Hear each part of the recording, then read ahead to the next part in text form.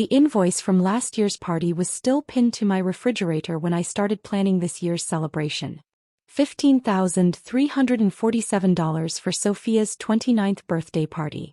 Premium venue rental, professional catering, custom floral arrangements, live band, open bar, and a photo booth with custom props. 200 guests had attended, all raving about how magical and unforgettable the evening was.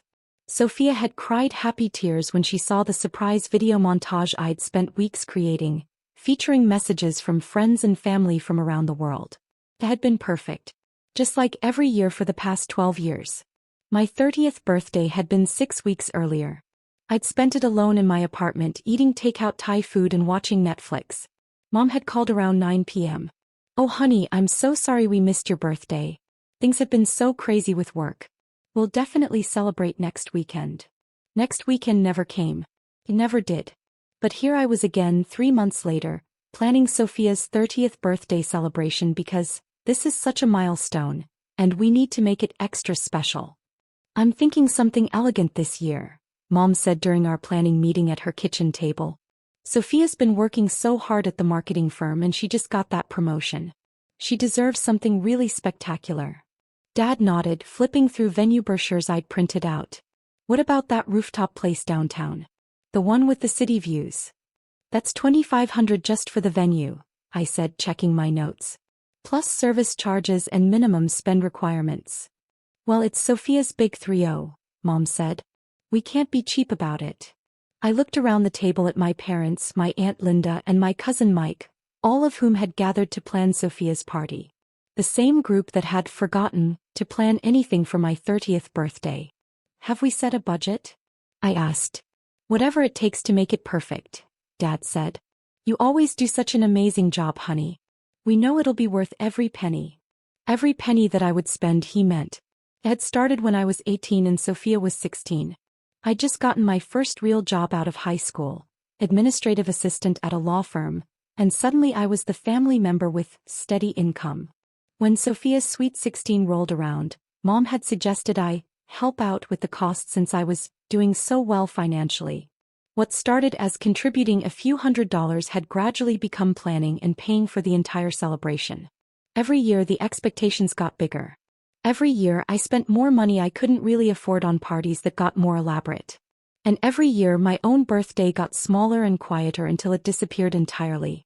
"I'll start calling venues tomorrow," I said, already resigned to another year of financial stress and months of planning. "You're such a good sister," Mom said, squeezing my hand. "Sophia is so lucky to have you." That night I sat in my apartment and calculated the damage from the past 12 years of birthday parties. My conservative estimate was $180,000. $180,000 of my money spent on celebrations for a sister who had never once offered to help plan or pay for my birthday.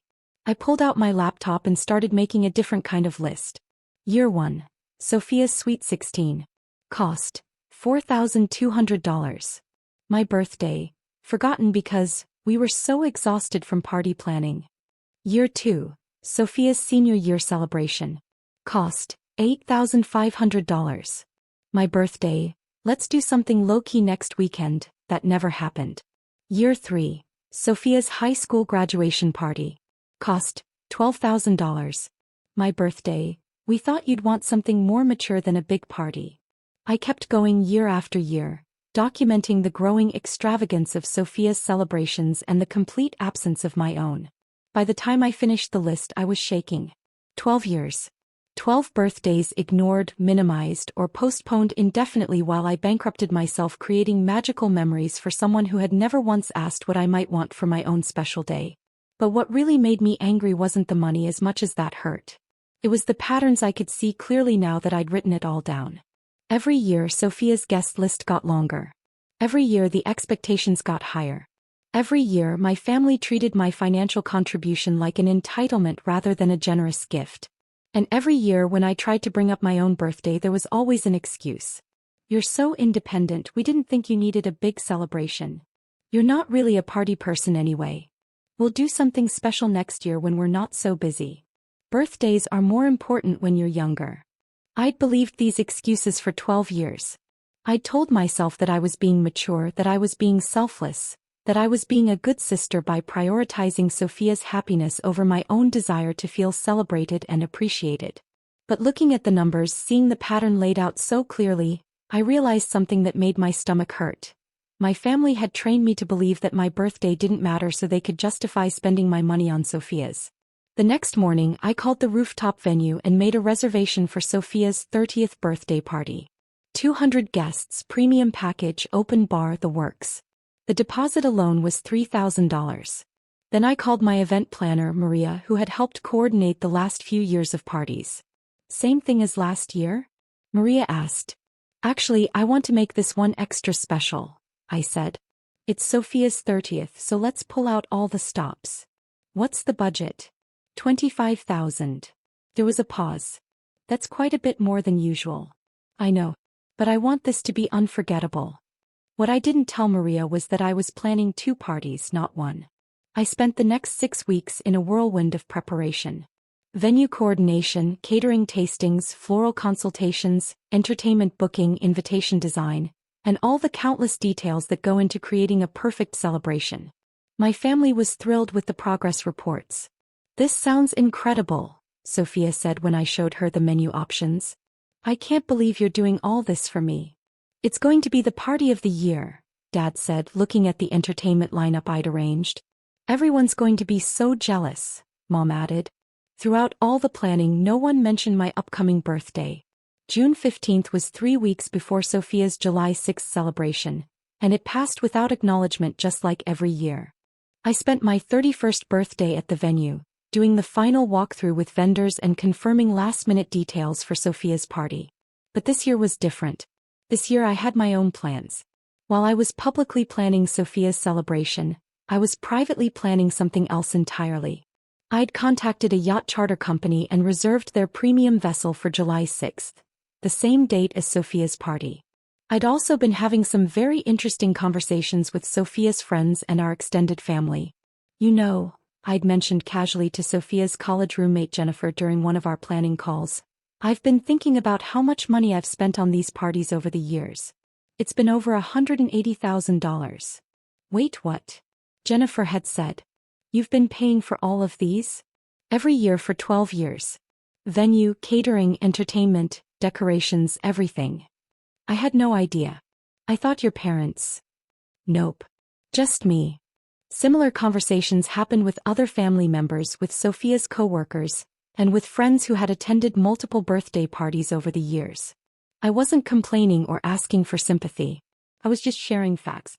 By the week of the party, quite a few people had quietly asked me about the financial arrangement and expressed surprise that I'd been covering everything myself for over a decade.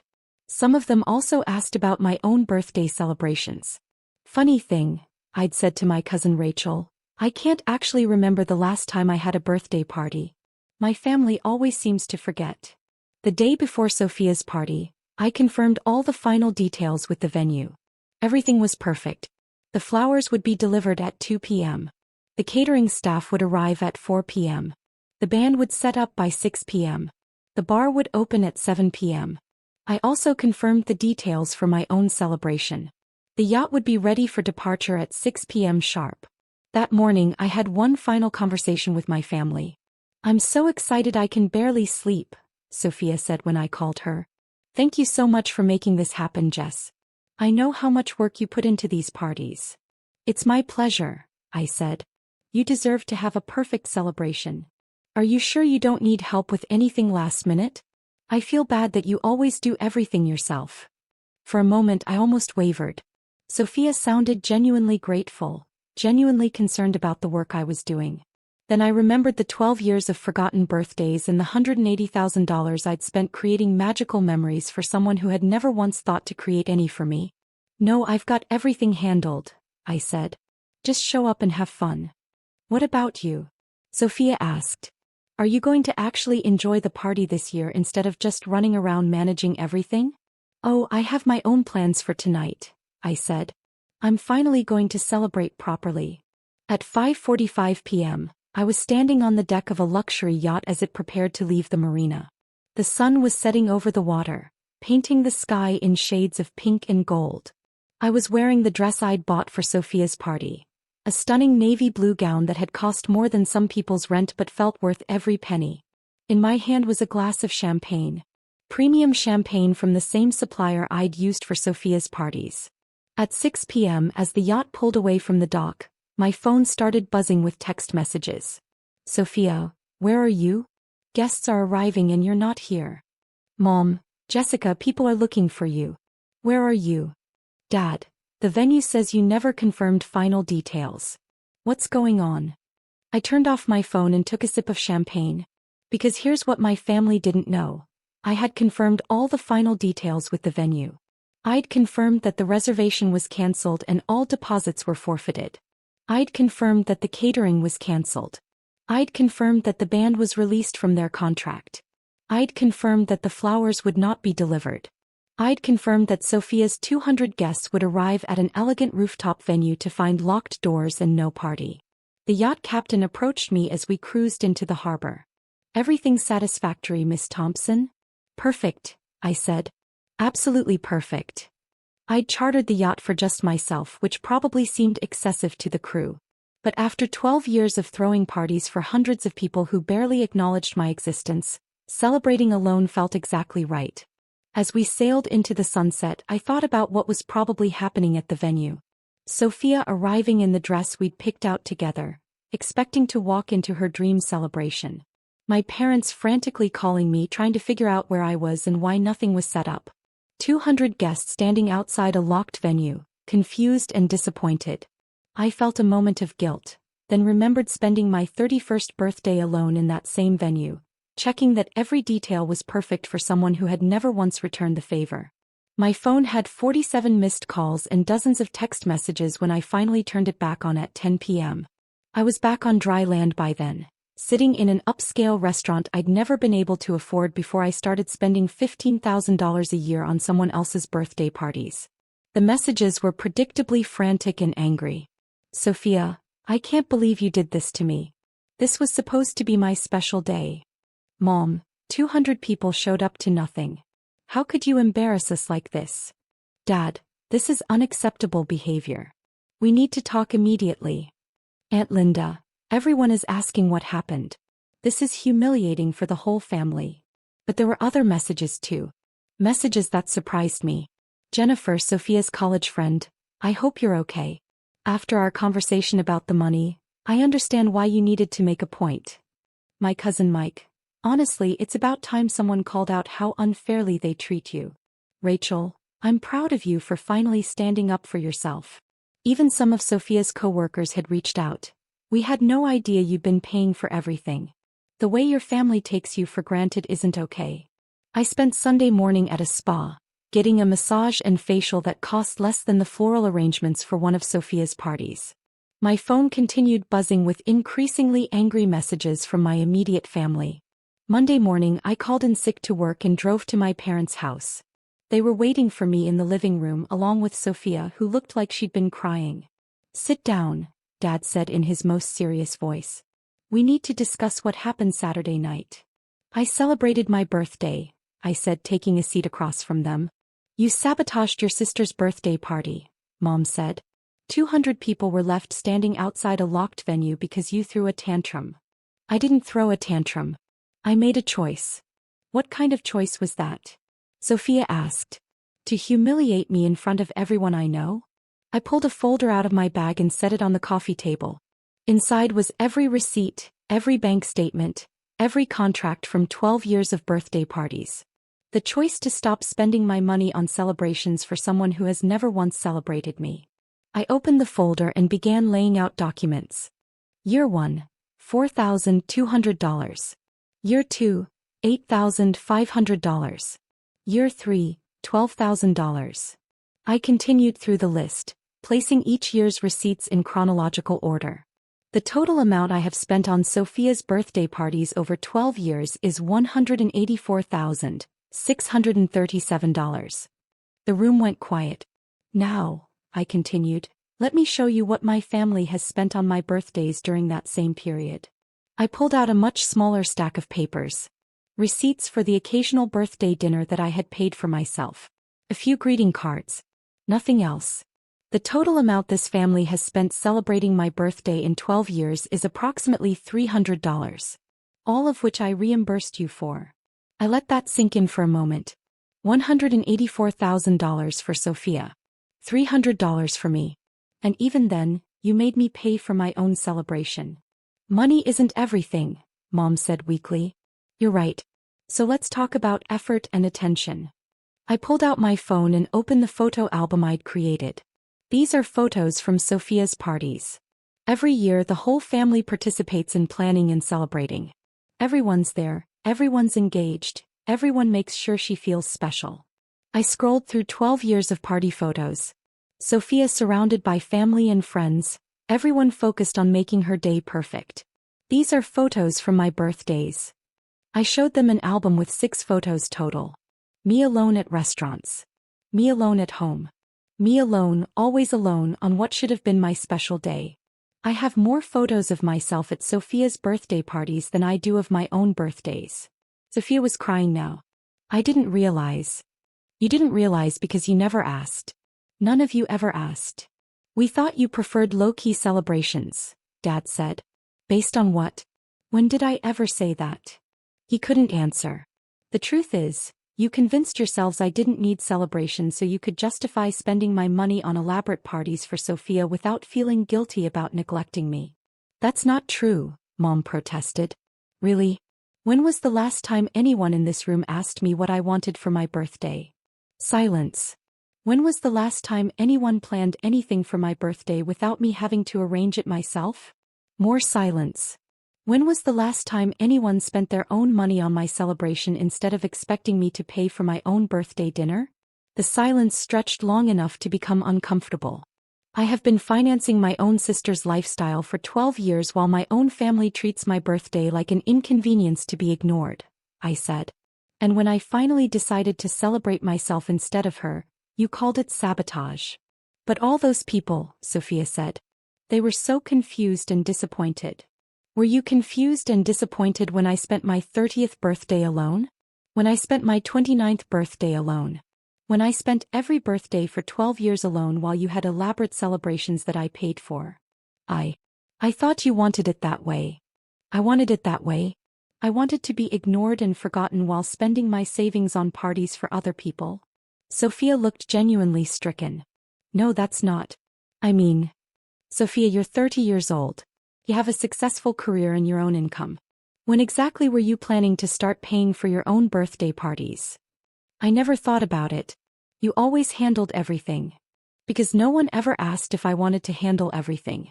You all just expected it. I stood up and started gathering my documents. Where are you going? Mom asked. I'm done, I said. I'm done spending my money on people who don't value me. I'm done sacrificing my own happiness for a family that takes me for granted. And I'm done pretending that any of this is normal or acceptable. You can't just walk away from your family, Dad said. Watch me. I headed toward the door then turned back. For what it's worth, the yacht was beautiful. I had champagne and dinner on the water while watching the sunset. It was the best birthday celebration I've had in 12 years. And it cost less than the floral arrangements for one of Sophia's parties. I left them sitting in the living room, surrounded by the evidence of 12 years of financial and emotional exploitation. The next few weeks were difficult. My parents alternated between angry phone calls demanding I make things right, and guilt trips about abandoning the family.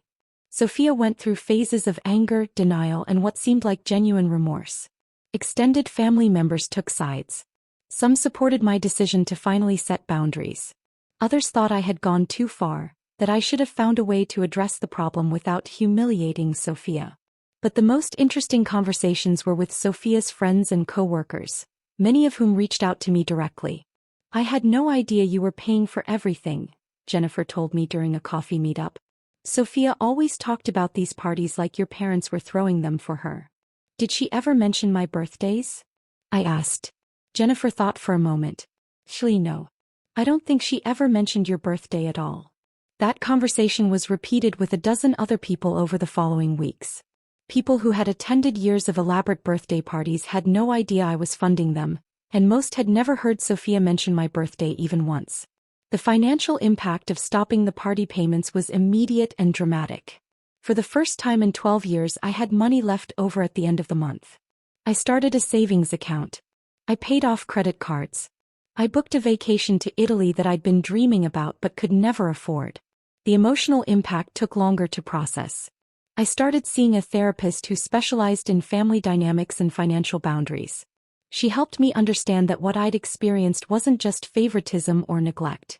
It was a systematic pattern of financial exploitation disguised as family obligation. You were trained to believe that your value to your family came from what you could provide financially, she explained. When you stopped providing, they didn't know how to relate to you. 3 months after the canceled party, Sophia called me. "I've been thinking about what you said," she began. "About the money and the birthdays and everything." "Okay." I talked to my therapist about it and she helped me see some things I didn't want to admit. Sophia had started therapy after what she called the worst birthday of my life, had forced her to examine her relationship with family and money. "I never paid attention to your birthdays because I was so focused on my own," she said. "And I never thought about the money because it was just always there. You always handled everything. That doesn't make it okay." I know it doesn't. But I want to try to make it better." "How?" "I've been calculating what I owe you. For the parties but also for interest and opportunity cost. My therapist helped me understand that you didn't just spend money on me, you gave up things you could have done with that money." She had done the math more carefully than I had. With compound interest calculated at a conservative rate, my investment in her birthday parties could have grown to over $250,000 if I'd put the money in index funds instead. "I can't pay you back all at once," Sophia continued. "But I want to set up a payment plan. And I want to throw you a birthday party. A real one that I plan and pay for myself." "Sophia, I know it doesn't fix 12 years of being selfish and thoughtless. But I want to try." We talked for over an hour. Sophia had clearly been thinking deeply about our family dynamics, her own behavior, and the impact of 12 years of one-sided celebration. She kept her word. 2 months later, she threw me a birthday party that she had planned and paid for entirely herself. It was smaller than her usual celebrations, about 50 people instead of 200, but it was thoughtful and personal in ways her parties had never been. She'd made a photo slideshow of my life, not just family photos but pictures of my achievements, my travels, my interests. She'd hired a local band that played songs I actually liked instead of whatever was trendy. She'd arranged for a cake from my favorite bakery instead of the most expensive option. The party cost her about $8,000, still a significant amount, but much less than what I'd been spending on her celebrations. More importantly, she'd put thought and effort into making it about me rather than just throwing an expensive event. "This is what a birthday party should feel like," she told me during her speech that night. "Like the people who love you have been paying attention to who you are and what makes you happy." My parents attended the party, though our relationship remained strained. They still struggled with the idea that I had overreacted by canceling Sophia's party, but they couldn't argue with the evidence of how differently they treated us. "We never meant to play favorites," Mom said during one awkward conversation. "Intention doesn't matter if the impact is harmful," I replied. And the impact was that I spent 12 years feeling invisible in my own family. Today, 2 years later, our family dynamics have fundamentally changed. Sophia has thrown 2 more birthday parties for me, each one thoughtful and personal. She's also scaled back her own celebrations significantly. Last year's party was a dinner for 20 close friends that cost less than $3,000. More importantly, she pays for her own celebrations now and has started a repayment plan for the money I spent over the years. She sends me $500 a month along with a note updating me on her life and thanking me for my patience while she learns to be a better sister. My parents have slowly acknowledged that their treatment of me wasn't fair, though they still maintain that I could have handled the situation more maturely. They've started remembering my birthday, though their efforts feel somewhat obligatory rather than genuine. The extended family has mostly accepted that I set necessary boundaries, though some relatives still think I was too harsh. I've learned to be okay with their disapproval. Most importantly, I've learned to value my own celebration and happiness as much as I valued everyone else's. I threw myself an elaborate 30-second birthday party this year. Planned it myself, paid for it myself, invited people who genuinely care about me. It was everything I'd wanted for 12 years. genuine celebration, thoughtful attention, and the feeling of being truly appreciated by people who love me. The yacht was nice, but being surrounded by people who actually see and value me was even better. Sometimes the best gift you can give yourself is refusing to accept less than you deserve, even if it means disappointing people who have grown comfortable taking advantage of your generosity. My birthday matters. I matter. And anyone who can't celebrate that doesn't deserve a place at my table.